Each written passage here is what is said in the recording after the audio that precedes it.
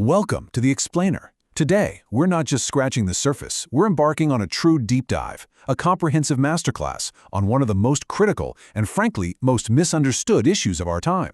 We're talking about how the media we create, we consume, and we share every single day becomes the very training ground, the consciousness, if you will, for the artificial intelligence that is rapidly reshaping our world. You know, every day, we create this absolute flood of digital content. We write articles, we snap photos, we post reviews, we share our thoughts, we write code. But have you ever stopped to ask, where does it all go? Well, increasingly, it becomes the food, the fuel, the very mind of AI.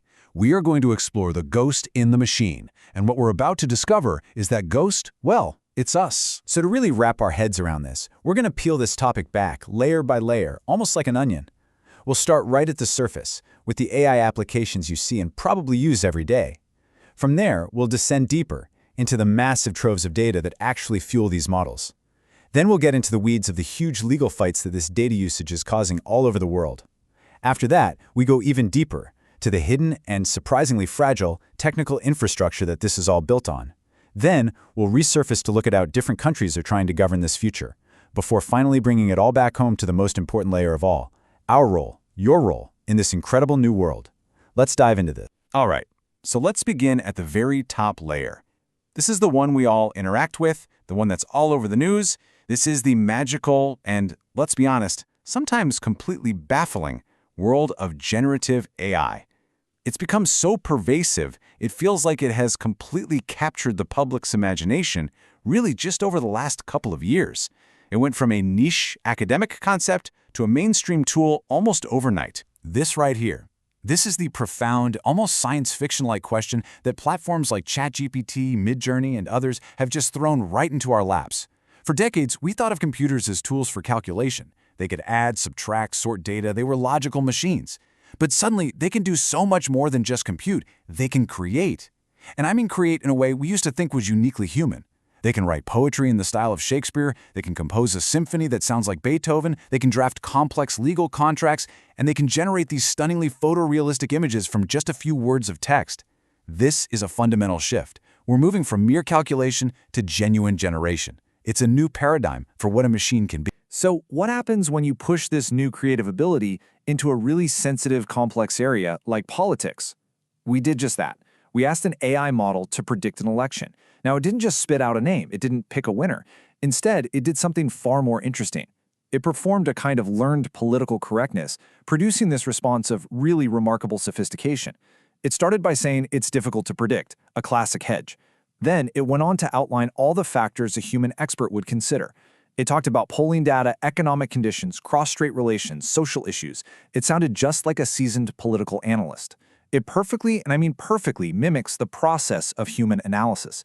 But, and this is the critical part we're about to see, there is a universe of difference between mimicking a process and truly deeply understanding. So, right after getting that incredibly sophisticated text, we asked the very same AI to visualize the candidates from that election. And this is where the entire illusion just shattered.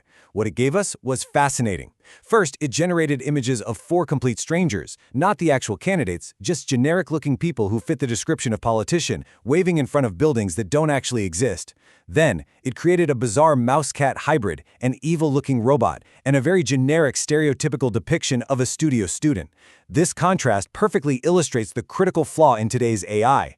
It is a masterful mimic. It's a pattern matcher on an absolutely epic scale, but it doesn't understand meaning or context. It can generate an image tagged with the word politician, but it has no earthly idea who the actual politicians are. It knows the statistical relationship between pixels that form a cat and pixels that form a mouse, so it can blend them. But its creations are often what developers call hallucinations. They are confidently delivered, grammatically correct, and visually coherent nonsense. So if it's not actually magic, and it clearly doesn't understand things in a human way, how does it actually work? How can a single machine be both a brilliant political analyst one moment and a creator of nonsensical cat mice the next? Well, to understand that, we need to descend to the next layer down. We have to look under the hood at the engine's fuel source. And that fuel is data. Vast, almost unimaginable quantities of data. At its absolute core, a large language model, or LLM, is a pattern recognition machine. I really want to stress this point. It's not thinking like a person thinks. It's not reasoning or feeling. is performing a giant, incredibly complex statistical analysis.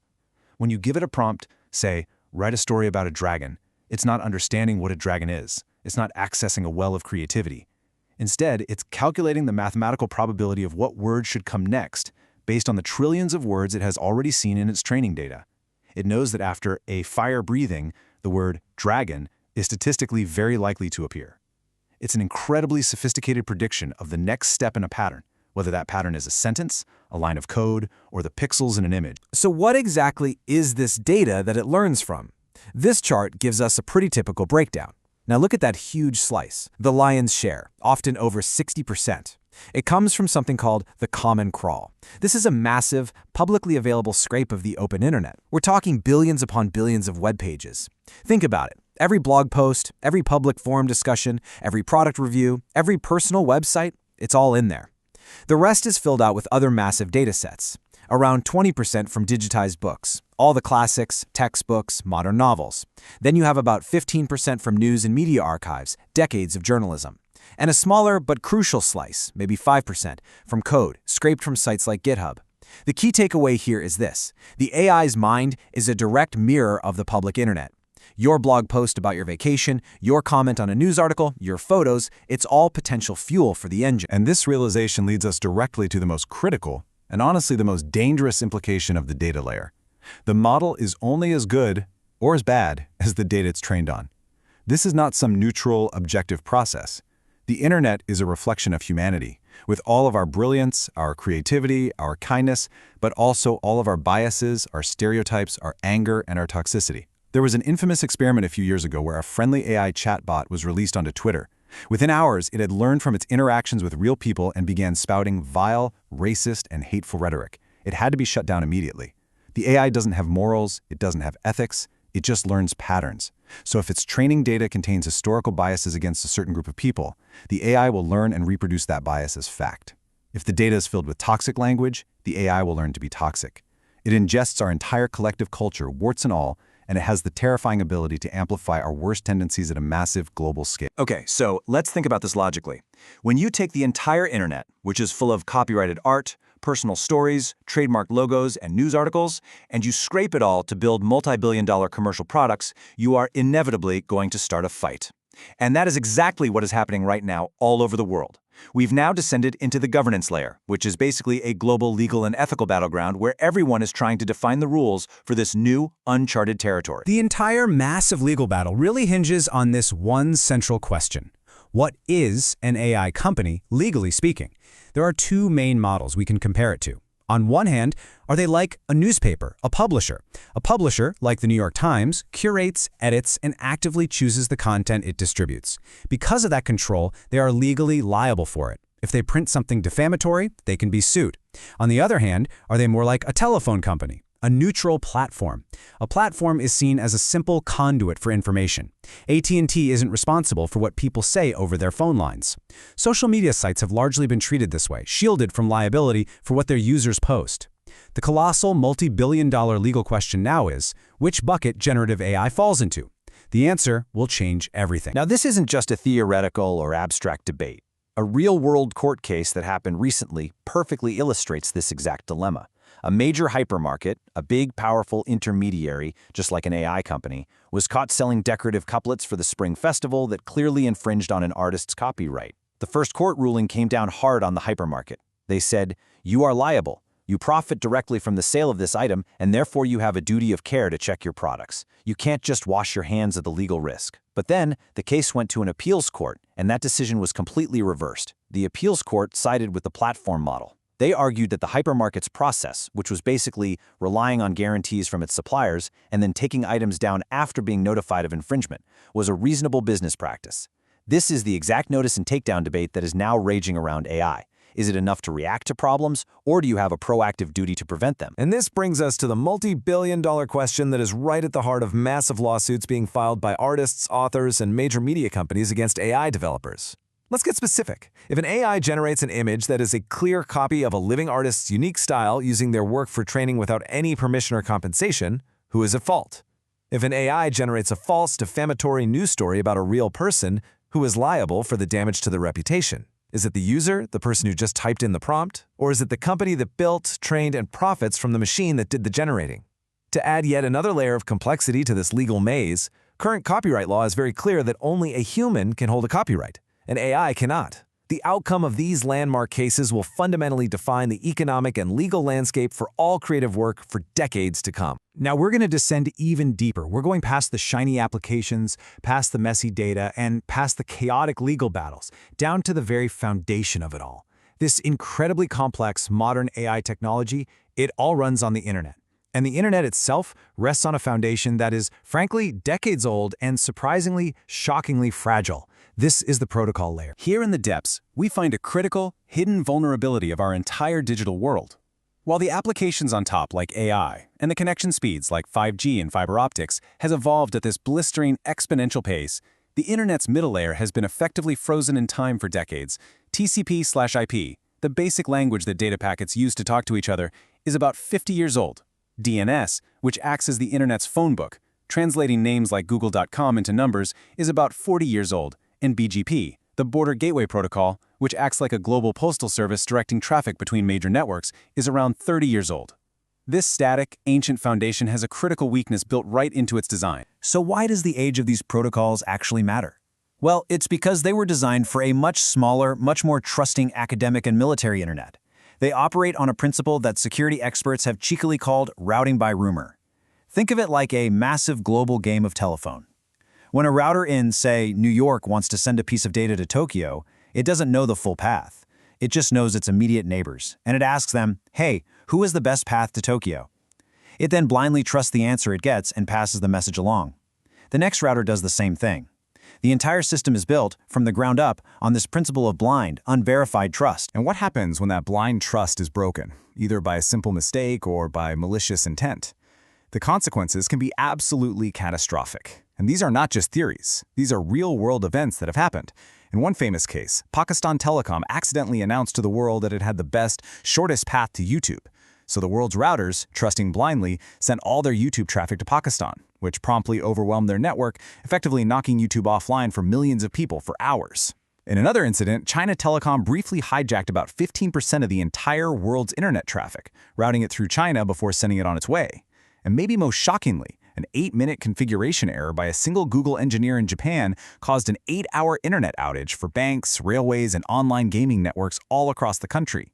Now think about that. If the very foundation of the internet is so susceptible to these massive systemic hallucinations, what does that tell us about the ultimate reliability of the AI that's built right on top of it? Faced with this perfect storm, the explosive growth of AI, the ensuing legal chaos, and these deep underlying technical fragilities, nations around the world are now scrambling to write the rulebook.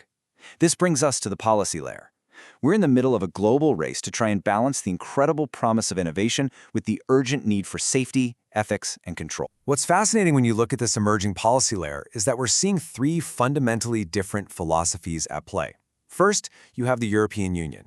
True to form, they are taking a comprehensive, top-down, human rights-based approach with their AI Act. It's much like their GDPR data privacy law, creating a tiered system that heavily regulates high-risk AI applications. Then you have the United States, which is pursuing a more market-driven, targeted, and arguably more hands-off approach. The focus there is on fostering innovation and national defense, with specific laws targeting things like algorithmic transparency and non-discrimination. And then you have Japan, which is pioneering a very interesting third way. Their approach emphasizes a kind of social contract. It's less about hard laws and more about creating a policy framework built on shared ethical guidelines, promoting developer honesty, and ensuring broad societal acceptance of AI. Three major economic blocks, three profoundly different visions for what our AI-powered future should look like. So, after our long journey exploring the technology, the data, the law, and global policy, we finally arrive at the final and, I would argue, the most important layer of all, you, the user. In this complex new ecosystem, our individual actions, our digital habits, have taken on these unexpectedly profound implications. We are no longer passive consumers, we are active participants. According to cybersecurity experts, this is a truly staggering number that everyone should know. Up to 90% of all successful cyber attacks are preventable. And what stops them? It's not some fantastically complex AI defense system or a team of elite hackers.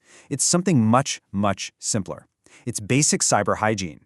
It is the digital equivalent of washing your hands to prevent getting sick. Simple, fundamental practices that make a massive difference. So what does good cyber hygiene actually look like in practice? It really boils down to 4 simple, crucial steps. First, use long, strong passwords. The stats here are mind-blowing. A standard 8-character password can be cracked by modern computers in about 5 seconds. Just adding 3 more characters to make it an 11-character password increases that cracking time to 41 years. Length is exponentially more important than just adding a weird symbol. Second, enable multi-factor authentication wherever you can. It is, by far, the single most effective step to secure your critical accounts like email and banking.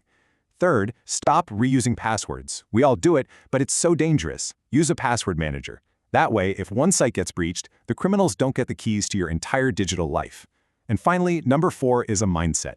Question everything. Don't blindly click on links. Don't immediately trust information, especially when it seems designed to make you emotional. And this matters for AI, because your accounts and your data are the prize. Good hygiene prevents your personal information from being scraped and used to train these models in ways you can't control, and it prevents your devices from being hijacked and used to spread AI-generated disinformation. Attackers, whether they are human hackers or automated bots, almost always target individuals. Why? Because we are, frankly, often the path of least resistance.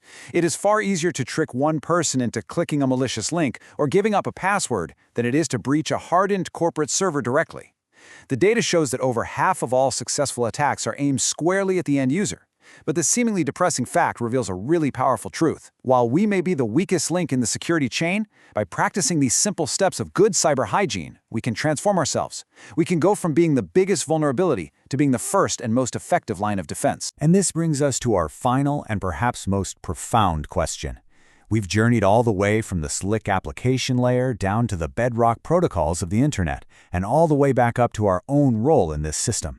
As AI becomes ever more sophisticated, ever more integrated into our lives, and ever more powerfully persuasive, a core human skill for the 21st century will be critical digital literacy. It's the ability to pause and to evaluate the information that AI provides. It's the ability to remember the hallucinations, to remember the inherent biases in the training data, and to remember the surprising fragility of the technical foundation it's all built on. We must learn to wield AI as the incredibly powerful tool that it is, but never, ever forget that it is a tool without wisdom, without accountability, and without true understanding. In the end, the responsibility for what we choose to believe, now more than ever, rests squarely with us.